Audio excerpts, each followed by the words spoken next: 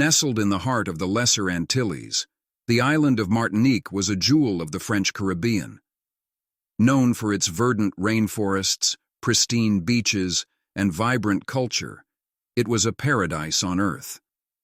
At the northern end of this idyllic island stood Mount Pelée, a majestic volcano that had slumbered for generations, its slopes cloaked in emerald green, its peak often shrouded in wisps of cloud. But beneath this tranquil exterior, a fiery heartbeat, waiting to unleash its fury. Saint-Pierre, the island's capital, was a thriving port city, a melting pot of cultures and commerce. Known as the Paris of the Caribbean, it boasted elegant architecture, bustling markets, and a vibrant social scene. Its theaters and cafes were filled with life, its harbor teeming with ships from around the world. Saint-Pierre was a city at its zenith, a beacon of prosperity and joie de vivre, unaware of the impending catastrophe that lurked just a few miles away. In the spring of 1902, whispers of unrest began to circulate. Tremors shook the island, ash dusted the streets of Saint-Pierre, and a pungent smell of sulfur hung in the air.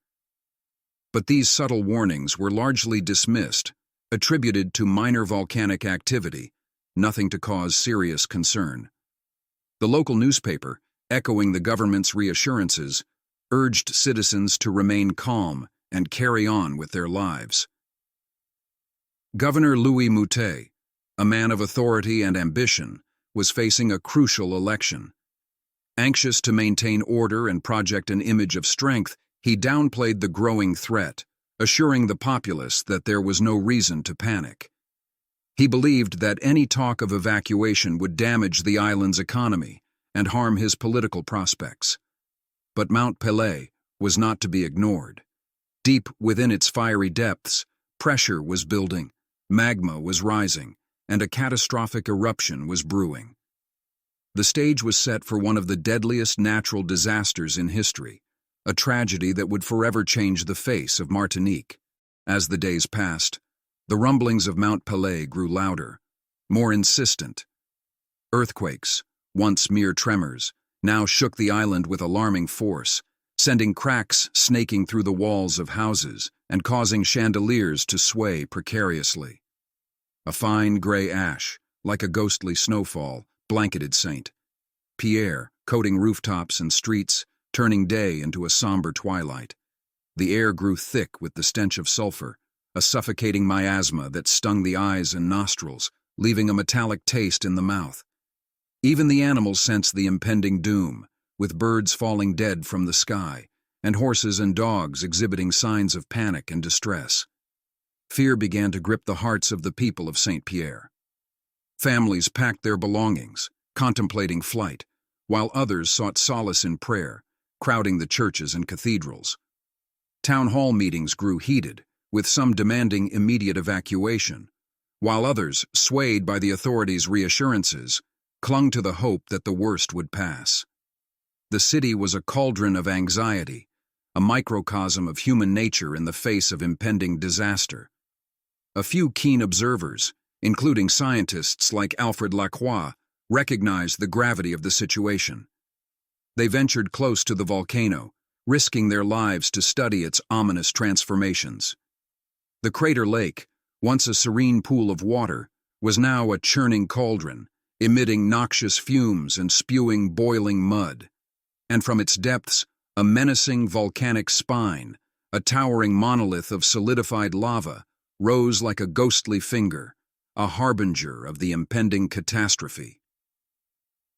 On the night of May 5th, the volcano unleashed a devastating precursor to its final fury. A massive mudflow, a torrent of boiling water and volcanic debris surged down the Rivière Blanche, engulfing a sugar mill and nearby plantations. The cries of the victims, trapped in the roiling mass, were swallowed by the roar of the onrushing mud. This was a stark warning, a taste of the volcano's destructive power. But still, the authorities hesitated, clinging to the hope that this was the worst of it.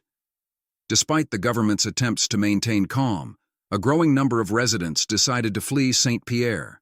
Ships, overloaded with passengers, steamed out of the harbor, seeking safety in other islands.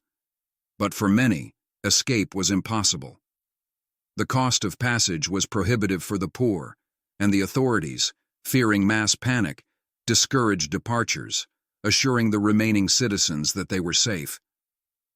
As the fateful day of May 8th approached, the city of Saint-Pierre stood on the brink of annihilation, its inhabitants trapped in a web of denial and misinformation, unaware that the volcano's fiery breath was about to extinguish their lives and erase their city from the map. The dawn of May 8th, Ascension Day, broke over Saint-Pierre with deceptive tranquility. The sun painted the sky in hues of rose and gold, casting a warm glow over the city. Church bells chimed, calling the faithful to morning mass. In the streets, vendors set up their stalls, shopkeepers opened their doors, and families prepared for the day ahead. Life, on the surface, seemed to follow its usual rhythm, but an undercurrent of anxiety ran through the city. The volcano loomed large in everyone's minds, a silent menace that cast a long shadow over their lives. The clock tower in Saint-Pierre strikes 7:52 a.m.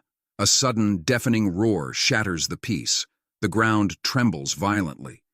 Cut to a wide shot of Mount Pelée erupting with terrifying force, a colossal column of ash shooting skyward, blotting out the sun. At precisely 7:52 a.m., the illusion of normalcy was shattered. A monstrous roar, like the bellow of 1,000 demons, erupted from Mount Pelée, shaking the earth to its core.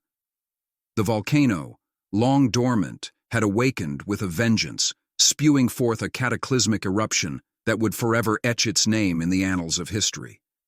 A colossal column of ash, black as night, shot miles into the sky, blotting out the sun and plunging Saint-Pierre into an eerie darkness. From the gaping maw of the volcano, a deadly pyroclastic flow surged forth, a monstrous avalanche of superheated gas and volcanic debris racing down the slopes at hurricane speed. This incandescent cloud, a harbinger of death, engulfed everything in its path, incinerating buildings, vaporizing trees, and turning the sea to steam. Its searing heat, exceeding 1,000 degrees Fahrenheit, melted glass, fused metal, and instantly killed any living creature in its wake. Panic gripped the city. People screamed and ran, seeking shelter from the fiery onslaught, but there was nowhere to hide. The pyroclastic flow, moving at over 400 miles per hour, engulfed Saint-Pierre in a matter of seconds, leaving no time for escape. The screams of the dying mingled with the roar of the volcano, creating a symphony of horror that echoed across the island. In those final moments, as the fiery cloud descended upon them, the people of Saint-Pierre faced their fate with a mixture of terror, resignation, and perhaps a fleeting hope for a miracle. But there would be no miracles on that fateful day. The volcano, indifferent to human suffering, had delivered its judgment, and Saint-Pierre, once a vibrant city, was about to be erased from the face of the earth. In less than 2 minutes, it was over. The pyroclastic flow, having consumed everything in its path, retreated back into the volcano's maw, leaving behind a scene of utter devastation. Saint-Pierre, the Paris of the Caribbean, was no more, reduced to a smoldering ruin, a graveyard of ash and shadows. In the wake of the eruption, a scene of unimaginable devastation greeted those who dared to venture near Saint-Pierre. The once vibrant city was now a ghost town, shrouded in a thick pall of ash. Buildings lay in ruins, their walls crumbled, their roofs collapsed. The streets, once bustling with life, were now eerily silent, save for the crackling of fires and the occasional groan of a collapsing structure. The air was heavy with the stench of death, and the only movement came from the swirling ash and the scavenging birds. News of the disaster spread quickly, sending shockwaves across the world. Rescue ships, dispatched from neighboring islands and as far away as France, cautiously approached the devastated harbor. Rescue workers, braving the hazardous conditions, picked through the debris, searching for survivors, but hope dwindled with each passing hour. The few who had miraculously survived the initial blast were now faced with the daunting task of survival amidst the ruins, suffering from burns, injuries, and the trauma of witnessing unimaginable horror. Among the ruins, stories of extraordinary survival emerged. Ludger Silbaris, a prisoner confined to a poorly ventilated, partially underground cell, was shielded from the worst of the heat and gas. Badly burned but alive, he was found days later, his survival a testament to human resilience. Havivra da Ifrile, a young girl who had sought refuge in a small boat with her brother, was found adrift at sea, the sole survivor of her family. These tales of survival, amidst the overwhelming tragedy, offered a glimmer of hope and a reminder of the indomitable human spirit. Scientists, led by the renowned volcanologist Alfred Lacroix, arrived to study the aftermath of the eruption. They meticulously documented the devastation, analyzed the volcanic deposits, and pieced together the events that led to the catastrophe. Their work revolutionized our understanding of volcanic eruptions, particularly the phenomenon of pyroclastic flows, and laid the foundation for future volcano monitoring and hazard mitigation. The road to recovery was long and arduous.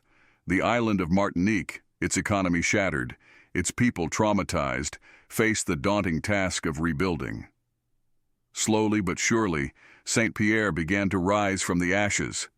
New buildings were constructed, businesses reopened, and people returned to the island, determined to reclaim their lives and honor the memory of those lost.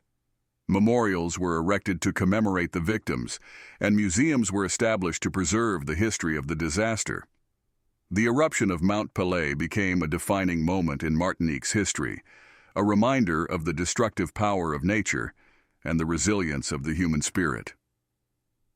Today, Saint-Pierre stands as a testament to the enduring human spirit, a city reborn from the ashes of tragedy. The volcano, still active, is now closely monitored, its every tremor, every gas emission, scrutinized by scientists, ensuring that the lessons learned from the past are never forgotten.